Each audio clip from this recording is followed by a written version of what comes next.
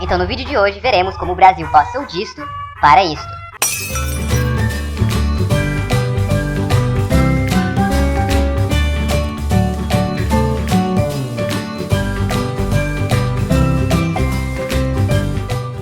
Antes da chegada dos portugueses, não existiam fronteiras onde hoje é o Brasil. A população aqui era indígena, e eles basicamente viviam em suas tribos de boa. Até que em 1500, os portugueses chegaram, no lugar onde hoje se localiza a cidade de Porto Seguro. Eles chamaram o local de Ilha de Vera Cruz, mas perceberam que era maior que uma ilha. Então passaram a chamar o Brasil de Terra de Santa Cruz. Os portugueses rapidamente se expandiram pelo litoral. Então o mapa do Brasil nesta época era mais ou menos assim.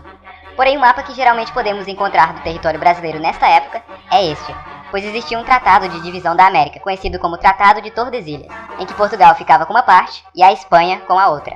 Para manter o território, os portugueses decidiram usar um sistema chamado de capitanias hereditárias, onde eles dividiam a colônia em várias partes e entregavam a administração para certas pessoas de importância, geralmente nobres portugueses, para que assim eles pudessem manter e proteger o território de invasores e administrá-los melhor, usando-os também para plantação e exploração, para assim manter os custos. Em 1534, esta era a divisão interna do Brasil, entre as capitanias hereditárias, sendo elas Maranhão, Maranhão II, Ceará, Rio Grande, Itamaracá, Pernambuco, Bahia de Todos os Santos, Ilhéus, Porto Seguro, Espírito Santo, São Tomé, São Vicente I, Santo Amaro, São Vicente II e Santana. Em 1549 é fundada a primeira capital do Brasil, a cidade de Salvador. Porém este modelo não funcionou muito bem, pois apenas duas capitanias estavam funcionando, a de Pernambuco e a de São Vicente.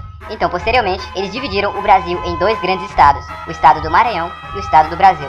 Ao longo do século XVII, o mapa ficou basicamente assim, porém os territórios portugueses foram se expandindo cada vez mais ao oeste, geralmente ficando nas partes litorâneas. Porém, com o tempo, eles também foram se expandindo para dentro do Brasil e, assim, desrespeitando o tratado. Em 1709, o Brasil já tinha se expandido bastante para o oeste, e esta era sua fronteira. Internamente, a colônia era dividida em 7 capitanias, sendo o Grão-Pará, Maranhão, Pernambuco, Bahia, Rio, São Paulo, que nesta época estava em sua maior extensão, e São Pedro. Em 1720 foi criada a Capitania de Minas Gerais. Em 38 surgiu a Capitania de Santa Catarina, criada para ajudar na expansão do Brasil até o Rio Prata. Em 48 São Paulo se divide novamente e surgem as Capitanias de Goiás e Mato Grosso. Neste mesmo ano São Paulo passa a ser parte da Capitania do Rio de Janeiro. Em 63 Rio de Janeiro se torna a capital do Brasil. Em 65, São Paulo recupera sua autonomia. Em 1799, a capitania de Pernambuco se fragmenta, surgindo assim Rio Grande do Norte e Paraíba. Em 1803, a parte hoje conhecida como Guiana Francesa também foi ocupada pelos portugueses, fazendo parte do nosso território. A Guiana Francesa tem uma história complicada, já foi ocupada pelos ingleses, holandeses, espanhóis e portugueses. Porém, no final, a França acabou anexando o território e o mantém até hoje. Em 1810, a Bahia perde seu território mais ao sul, que se torna o Espírito Santo. Em 1811, o Brasil tinha perdido a região do Contestado, no oeste de Santa Catarina, para a Argentina. Porém, tinha avançado mais ao sul, até as atuais fronteiras do Rio Grande do Sul, criando assim essa capitania. O Maranhão também se dividiu e surge o Piauí.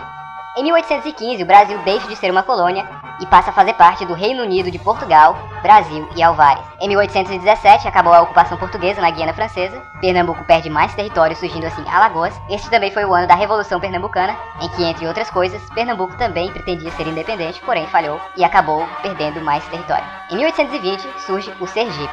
Em 21, Brasil anexa a Cisplatina, atual Uruguai. Em 22, Brasil declara independência e surge então o Império do Brasil. Em 28, o Uruguai fica independente, Pernambuco perde mais território, principalmente por causa da Confederação do Equador, que foi um movimento separatista que aconteceu em 1824. Esse território agora passa a ser parte da Bahia. Goiás também perde território para Mato Grosso e para Minas Gerais, a parte hoje conhecida como Triângulo Mineiro. Em 36, Rio Grande do Sul também fica independente, criando assim a República Rio-Grandense. Em 39, Santa Catarina fica independente também, criando a República Juliana. Porém, no mesmo ano ela volta a fazer parte do Brasil. Em 45, Rio Grande do Sul volta a fazer parte do Brasil novamente. Essas independências não foram reconhecidas por outros países.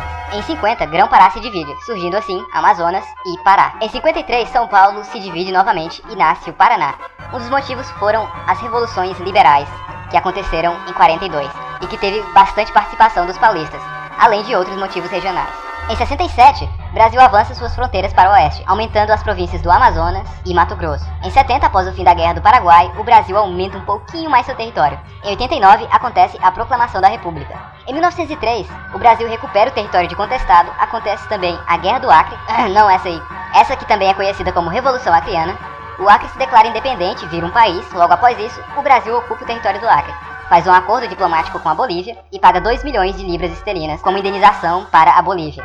Além disso, o território da Amazônia cresce mais um pouquinho, e a divisão entre os estados do Mato Grosso, Amazonas e Pará é redesenhada. Porém, o Acre, nesse tempo, é apenas um território brasileiro nessa época, e não um estado. Em 43 são criados vários territórios que futuramente se tornariam estados ou não. Entre eles, Amapá, Rio Branco e Guarupé, além de Iguaçu e o território de Ponta Porã. Em 46, Iguaçu e Ponta Porã não vão para frente e voltam a fazer parte dos antigos estados.